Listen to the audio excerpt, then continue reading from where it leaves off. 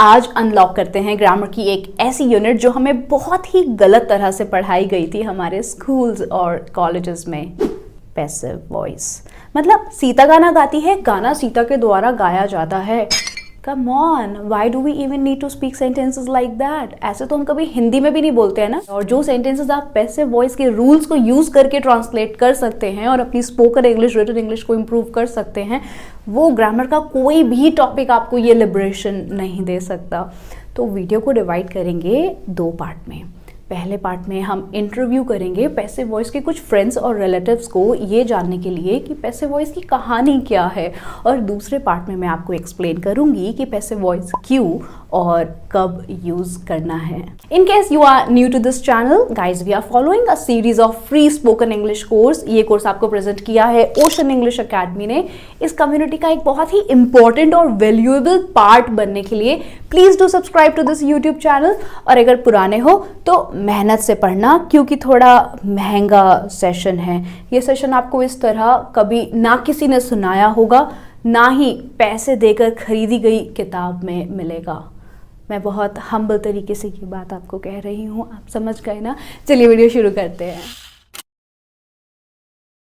Passive voice है तो English grammar है, पर क्योंकि ये थोड़ा मुश्किल टॉपिक था तो लर्नर्स पैसिव वॉइस को सीखना थोड़ा इग्नोर करते थे। पैसिव वॉइस का दिल तो उसी दिन टूट गया था जब ग्रामर बुक्स ने उसको गलत समझकर ये प्रिंट कर दिया कि खाना मोहन के द्वारा खाया जाता है।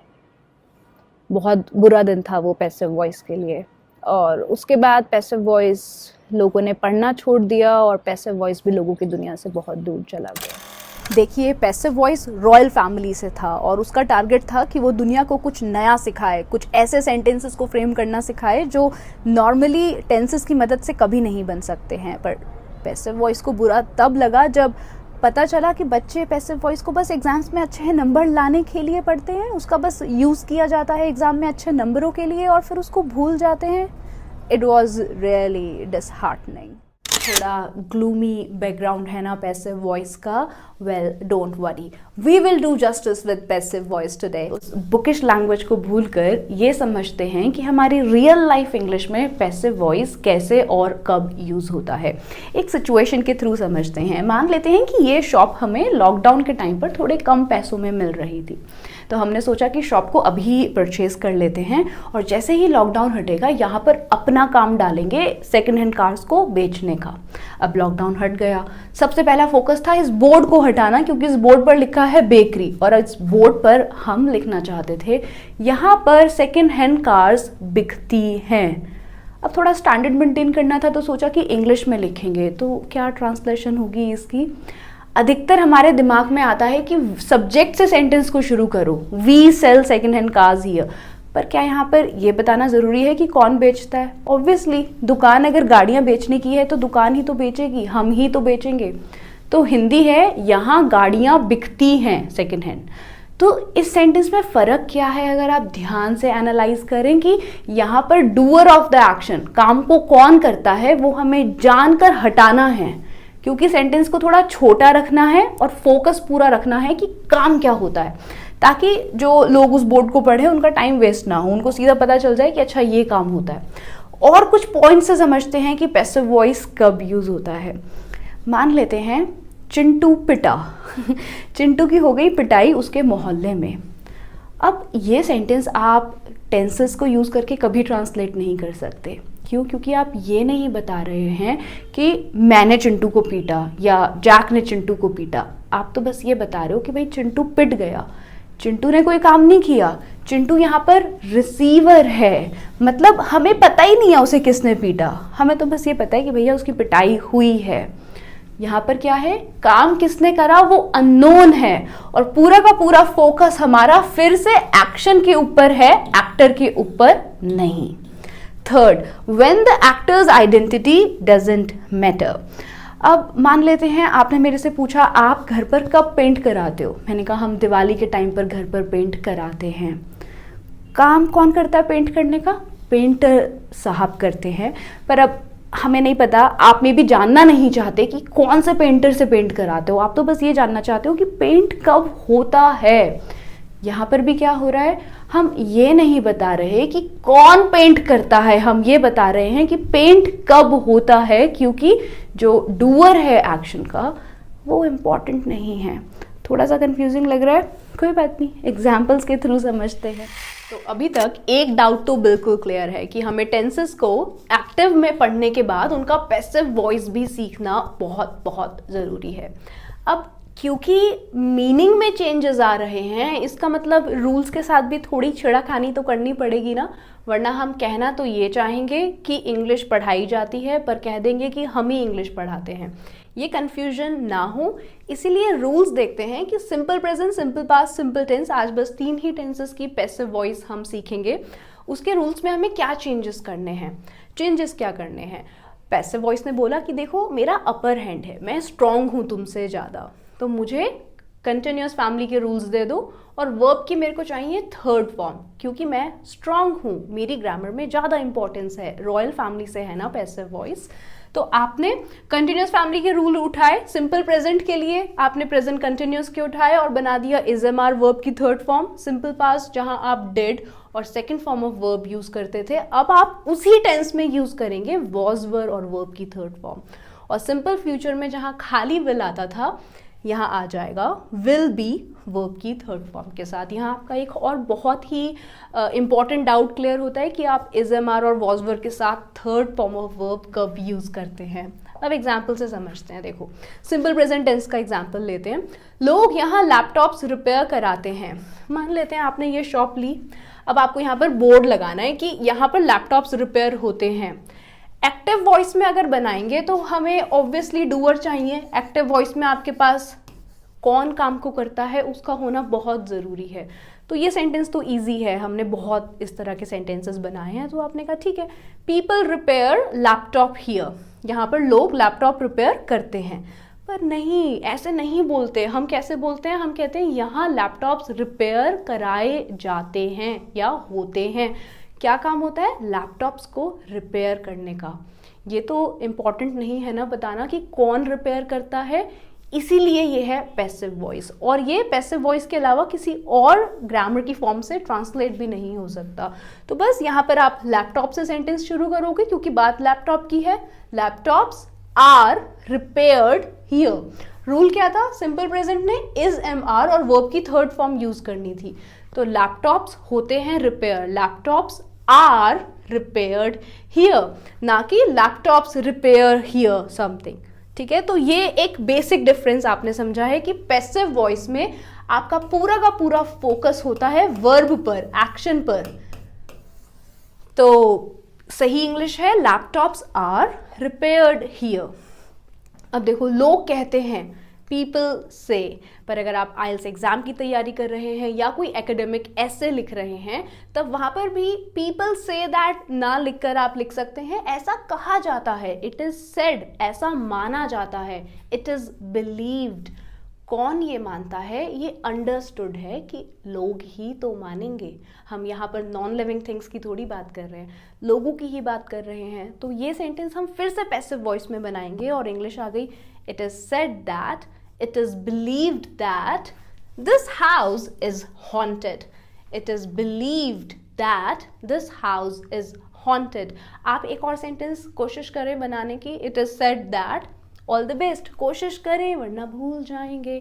अब देखो सिंपल पास्ट में हमने रूल स्टैब्लिश किया था कि सिंपल पास्ट को इस बार वॉज वर और वर्ब की थर्ड फॉर्म चाहिए। अब सेंटेंस देखो, उसने मुझे बुलाया नहीं। मे बी पार्टी थी जॉन के घर में और जॉन ने मुझे बुलाया नहीं, मैं बहुत उदास हूँ।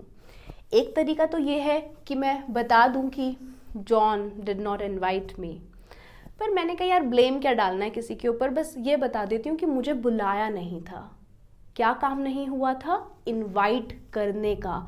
मैं कोई काम नहीं कर रही हूँ, मैं रिसीवर हूँ, मैं डूअर नहीं हूँ। तो इंग्लिश आ गई, आई, कौन? आई के साथ was, I was not, invite की third form invited, I was not invited. अब आपने मेरे से पूछा कि आप जॉन की पार्टी में क्यों नहीं आए? Why didn't you attend John's party last night? And I am like, I wasn't invited though. Okay, अब देखो नेक्स्ट सेंटेंस, वो कह रहे हैं कि उन्होंने उसको टॉर्चर करा। जब आप न्यूज़पेपर पढ़ते हो तो उसमें हमेशा पैसिव वॉइस ही यूज़ होगा कि बच्चे का किडनैप हो गया या फिर उसको टॉर्चर करा, वो डेड पाया गया अपने रूम में। किसने मारा नहीं पता, किसने टॉर्चर करा नहीं पता, किसने कुछ भी गलत किया हमें नहीं पता। हम बस विक्टिम की बात कर रहे हैं कि उसको टॉर्चर करा गया, पास्ट टाइम में करा गया। सिंपल पास्ट का पैसिव वॉइस उठाकर रूल लगाया, दे टॉर्चर्ड हर। पर दे लगाने का कोई फायदा ही नहीं है क्योंकि हमारे पास तो है ही नहीं डूअर, तो हमने कहीं से पैसिव में बनाओ। She was tortured, past time की बात है इसीलिए वॉज और वर्ब की third form. She was tortured, he was found dead. Such a horrible sentence. He was found dead. Let's just change the topic. चलो नेक्स्ट स्लाइड पर आते हैं। अब देखो, आपने मुझे इन्फॉर्म क्यों नहीं किया। अब इस सेंटेंस से हो सकती है लड़ाई या फिर कोलीग्स के बीच में वो कोल्ड वॉर हो सकता है कि यार वो मेरे को गलत बोल रहा है कि तूने मुझे बताया नहीं, तूने मुझे इन्फॉर्म नहीं किया। तो अगर आप बोलोगे Why didn't you inform me about it earlier? आपने मुझे पहले क्यों नहीं इन्फॉर्म किया इस बारे में। Why didn't you inform me earlier? Why didn't you inform me about it earlier? मैंने आपको ऐसे बोला, आपको थोड़ा बुरा लगा। मैंने कहा थोड़ा शुगर कोटेड करके बोलते हैं, यू को हटाते हैं, डूअर को हटा ही देते हैं, किसी के ऊपर ब्लेम नहीं डालते, सेंटेंस को पैसिव वॉइस में बनाते हैं और चिल करते हैं। तो सेंटेंस हो गया Why wasn't I informed about it earlier? मतलब आपने यहाँ से आपने को हटा दिया, काम को जो करने वाला बंदा था डूअर उसको हटा दिया और पूरा का पूरा एम्फेसिस कर दिया कि मुझे बुलाया क्यों नहीं गया। मैं रिसीवर हूं, मुझे इनविटेशन नहीं दिया गया मीटिंग का, या मुझे इस बारे में पहले क्यों नहीं बताया गया। तो वाई वॉजंट आई, बस जहां पर आप पहले डिडंट लगाते थे वहां पर अब आप वॉजंट लगा रहे हैं। Why wasn't I informed about it earlier. अब आप ट्रांसलेट करें, उसको पार्टी में क्यों नहीं बुलाया गया। मैं आपको ब्लेम नहीं कर रही हूँ कि वाई डिडंट यू इनवाइट हर, मैं बड़ा सटल मैनर में क्वेश्चन पूछ रही हूँ कि उसको क्यों नहीं बुलाया गया। मतलब वो तो अच्छी है ना, उसको बुलाया क्यों नहीं। Why, please complete the sentence. बस वाई के बाद वॉजंट सब्जेक्ट लगा देना, लड़की लड़का जो आपका मन करे, शी या ही, और उसके अकॉर्डिंग सेंटेंस को कंप्लीट करिएगा। अब देखो सिंपल फ्यूचर में क्या हो रहा है। सिंपल फ्यूचर में आप कह रहे हो कि रिजल्ट्स अनाउंस किए जाएंगे। लेट्स एज्यूम आपको एक ईमेल भेजनी है, तो आप ईमेल में क्या लिखेंगे कि मैं रिजल्ट्स कल अनाउंस करूंगा, I will announce the results tomorrow, sir will announce the result tomorrow, या आप इसको पैसिव वॉइस में बनाना ज़्यादा सही समझेंगे, जैसे रिजल्ट्स कल अनाउंस किए जाएंगे। कौन अनाउंस करेगा, ये सबको पता है कि जो टॉप मैनेजमेंट में सर हैं वो ही रिजल्ट्स अनाउंस करेंगे कि किस किस का प्रमोशन हुआ है इस साल।